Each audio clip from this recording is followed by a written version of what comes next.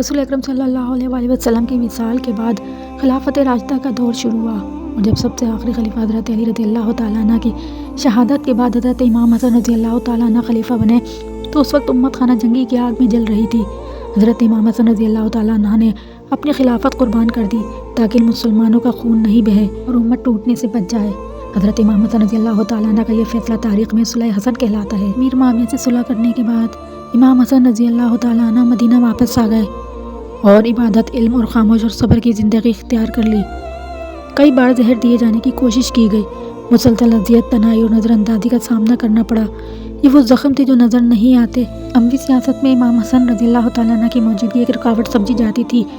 روایت کے مطابق یزید کو ولی عہد بنانے کے راستے میں امام حسن رضی اللہ تعالیٰ عنہ رکاوٹ تھے۔ دشمنوں کی سازش کے مطابق جودہ بنت الاشج کو استعمال کیا گیا اور ان سے وعدہ کیا گیا کہ آپ کو دولت بھی جائے گی اور یزید سے نکاح بھی کیا جائے گا۔ سن 50 ہجری میں حضرت امام حسن رضی اللہ تعالیٰ عنہ کو شدید زہر دیا گیا۔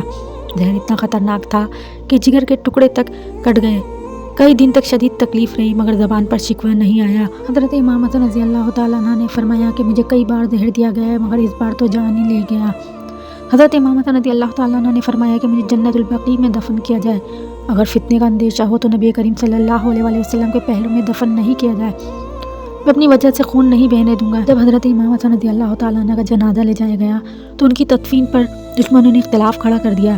جنازے پر تیر چلائے گئے۔ حضرت امام حسین رضی اللہ تعالیٰ عنہ نے صبر کا دامن پھر بھی ہاتھ سے نہیں چھوڑا۔ آخرکار امام حسن رضی اللہ تعالیٰ عنہ کو جنت البقیع میں دفن کیا گیا۔ اس طرح سے حضرت امام حسن رضی اللہ تعالیٰ عنہ تلوار سے نہیں، میدان جنگ میں نہیں بلکہ سازش، زہر اور خاموش ظلم سے شہید ہوئے۔ یہ شہادت ہمیں سکھاتی ہے کہ ہر قربانی میدان میں خون سے نہیں ہوتی، کچھ قربانیاں صبر سے لکھی جاتی ہیں۔ حضرت امام حسن رضی اللہ تعالیٰ عنہ کا پیغام تھا کہ اتحاد امت سے بڑا ہے، طاقت کے مقابلے میں صبر بھی جہاد ہے، عزت بچانے کے لیے پیچھے ہٹنا شکست نہیں ہوتی۔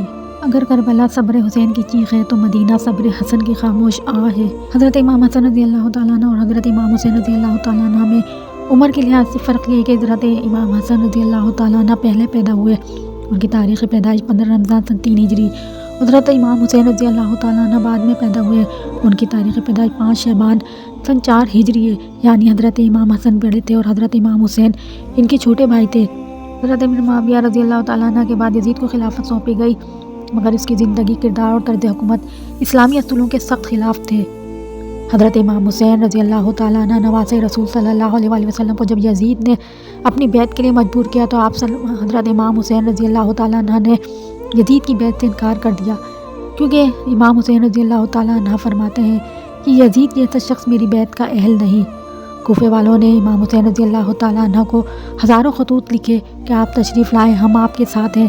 حضرت امام حسین رضی اللہ تعالیٰ عنہ نے پہلے حضرت مسلم بن عقیل کو کوفہ بھیجا۔ شروع میں ہزاروں لوگوں نے بیعت کی مگر جیسے ہی عبید اللہ بن زیاد آیا تو خوف پھیلایا گیا اور لوگ بکھر گئے۔ مسلم بن عقیل کو تنہا کر کے شہید کر دیا گیا۔ ادھر حضرت امام حسین رضی اللہ تعالیٰ عنہ اپنے اہل خانہ کے ساتھ مدینے سے روانہ ہو گئے۔ ان کے ساتھ حضرت علی اکبر، حضرت عباس، حضرت علی اصغر، حضرت زینب، حضرت سکینہ اور چند وفادار صحابہ تھے۔ راستے میں انہیں خبر ملی کہ کوفے والے بدل چکے ہیں مگر امام حسین رضی اللہ تعالیٰ عنہ نے فرمایا کہ ہم حق پر ہیں، انجام جو بھی ہو۔ جب 2 محرم 61 ہجری میں حضرت امام حسین رضی اللہ تعالیٰ عنہ کربلا پہنچے تو سامنے یزیدی لشکر تقریباً 30,000 کی فوج اور حضرت امام حسین رضی اللہ عنہ کے ساتھی صرف 72 تھے۔ 7 محرم کو پانی بند کر دیا گیا، فرات ان کے سامنے تھا مگر خیموں میں ایک قطرہ پانی نہیں تھا، بچے تڑپتے تھے۔ شب عاشور کو حضرت امام حسین رضی اللہ تعالیٰ عنہ نے چراغ گل کیا اور فرمایا کہ جو جانا چاہے چلا جائے، مگر سب نے کہا کہ ہم آپ کو چھوڑ کر نہیں جائیں گے۔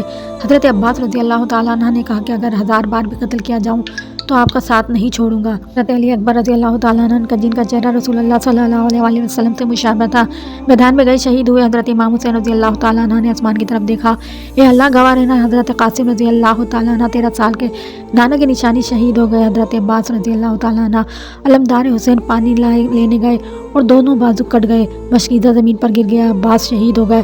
حضرت امام حسین رضی اللہ تعالیٰ عنہ رو پڑے، میری کمر ٹوٹ گئی۔ 6 ماہ کا ننھا علی اصغر، اس کے سونکھے ہونٹ۔ حضرت امام حسین رضی اللہ تعالیٰ عنہ نے کہا اگر مجھ پر رحم نہیں تو اس بچے پر رحم کرو۔ جواب میں 3 شاخ تیر، علی اصغر شہید۔ حضرت امام حسین رضی اللہ تعالیٰ عنہ نے خون آسمان کی طرف اچھالا، اے اللہ یہ قربانی قبول فرما۔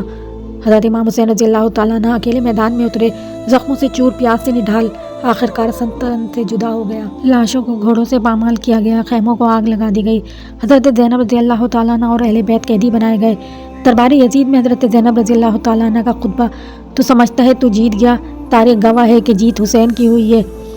کربلا ہمیں پیغام دیتا ہے کہ حق کے لیے کھڑا ہونا، ظلم کے سامنے نہیں جھکنا۔ حضرت امام حسین رضی اللہ تعالیٰ عنہ رسول اللہ صلی اللہ علیہ وآلہ وسلم کے لاڈلے تھے، کبھی کندھوں پر سوار ہوتے، کبھی نماز میں سجدے پر بیٹھ جاتے۔ رسول اللہ صلی اللہ علیہ وآلہ وسلم سجدہ لمبا کر دیتے۔ یہ صرف محبت نہیں، امت کو پیغام تھا۔ اہل بیت میں محبت ایمان کا حصہ ہے۔ حضرت امام حسین رضی اللہ تعالیٰ عنہ نے اپنے والد حضرت علی رضی اللہ تعالیٰ عنہ کے ساتھ جنگوں میں شرکت کی۔ حضرت حسن رضی اللہ تعالیٰ عنہ کی خلافت کے فیصلے میں مکمل وفاداری نبھائی تھی۔ حضرت امیر معاویہ رضی اللہ تعالیٰ عنہ کے بعد یزید کو خلیفہ بنایا گیا۔ یزید کا کردار اسلامی اقتدار کے خلاف تھا۔ حضرت امام حسین رضی اللہ تعالیٰ عنہ نے صاف کہا کہ یزید جیسا شخص میری بیعت کے لائق نہیں۔ یہ ان کا انکار صرف سیاسی نہیں تھا بلکہ دینی تھا۔ حضرت معاویہ کے زمانے میں حضرت امام حسین رضی اللہ تعالیٰ مدینے میں رہے، عبادت، علم اور اصلاح پر توجہ دی، سیاسی بغاوت نہیں کی، مگر حق بات کہنا نہیں چھوڑا۔ جب یزید کو ولی عہد بنایا گیا تو امام حسین نے کھل کر اختلاف کیا، مگر تلوار نہیں اٹھائی۔ انہوں نے فرمایا کہ ہم اہل بیت ظلم پر خاموش نہیں رہ سکتے۔ یہی وہ موڑ تھا جہاں خاموش صبر اعلانیہ انکار میں بدل گیا۔ یزید کی بیعت سے انکار کے بعد حضرت امام حسین رضی اللہ تعالیٰ عنہ نے مدینہ چھوڑا تاکہ نبی کریم صلی اللہ علیہ وسلم کے شہر میں خون نہیں بہے۔ مکے میں پناہ لی۔ یہ سفر کربلا کا آغاز نہیں تھا، یہ فساد سے بچنے کی کوشش تھی۔ حضرت امام حسین رضی اللہ تعالیٰ عنہ عبادت گزار، سخی، کئی بار سارا مال راہ خدا میں دے دیا، مظلوموں کے مددگار، حق گو، مگر جلد باز نہیں تھے۔ اس لیے کربلا اچانک فیصلہ نہیں تھا بلکہ ساری زندگی کا منطقی انجام تھا۔ کربلا سے پہلے حضرت امام حسین رضی اللہ تعالیٰ عنہ کی زندگی محمد رسول صلی اللہ علیہ وآلہ وسلم کی محبت کی عملی مثال تھا۔ صبر اور حکمت کی پیکر، دین کی حفاظت کا خاموش جہاد۔ حضرت امام حسین نے کربلا میں وہی کیا، یعنی حق کے سامنے سر جھکانا اور باطل کے سامنے ڈٹ جانا۔ یہ سفر صرف جغرافیائی نہیں تھا بلکہ تاریخ اور روحانی اہمیت کا حامل تھا۔ مدینے کی حفاظت اور مکے میں عبادت کے بعد حضرت امام حسین رضی اللہ تعالیٰ عنہ نے حق کے لیے قربانی کا راستہ اختیار کیا تھا۔ یہ سفر کربلا کی تیاری اور صبر کی آزمائش کا حصہ تھا جو رہتی دنیا تک یاد رکھا جائے گا۔